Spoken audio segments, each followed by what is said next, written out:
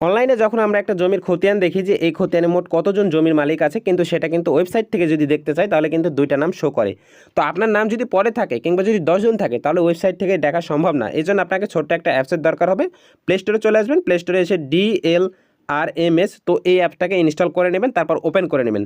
তার আগে একটা কথা বলে নিই, আপনি যদি আমাদের চ্যানেলে নতুন হয়ে থাকেন তাহলে চ্যানেলটা সাবস্ক্রাইব করে দেবেন, আর যদি ভিডিওটা আপনার সত্যি সত্যি উপকারে আসে তাহলে অবশ্যই কমেন্টে জানিয়ে দেবেন যে হ্যাঁ ভাই আমার উপকৃত হয়েছি, অথবা আপনি চাইলে এটা আপনার ফেসবুক টাইমলাইনে শেয়ারও করে দিতে পারেন। তো যাই হোক, এখানে আসবেন, এখানে আসার পর আপনি দুইভাবে দেখতে পারবেন, একটা নামজারি খতিয়ান আর একটা সার্ভে খতিয়ান। তো আমি সার্ভে খতিয়ান অনুযায়ী দেখছি, কারণ আপনি যখন একটা জমির খতিয়ান তুলবেন সেক্ষেত্রে আপনার যদি নাম না থাকে তাহলে কিন্তু আপনার টাকাটা কিন্তু বৃথা চলে যাবে, কারণ আপনাকে কিন্তু এমনিতেই দিবে না। হ্যাঁ, এখানে কিন্তু 100 টাকা ফি দিতে হয়।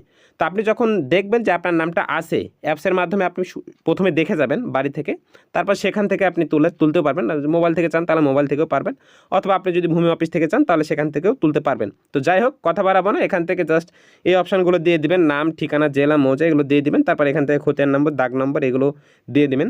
তো আমি এমন একটা খতিয়ান বের করছি, দেখেন এই খতিয়ান নাম্বারে কিন্তু প্রায় এই খতিয়ান নাম্বারে প্রায় 10 থেকে 12টা, তো এরও বেশি হতে পারে, অনেকগুলোই নাম আছে। তো এটা যদি আমি ওয়েবসাইট থেকে দেখতে চেতাম তাহলে কিন্তু আমাকে দেখাতো না, জাস্ট দুইটা দেখাতো, কিন্তু এখানে A to Z দেখা যাচ্ছে। তো যাই হোক, ভিডিওটা যদি ভালো লাগে অবশ্যই শেয়ার করে দেবেন। ধন্যবাদ।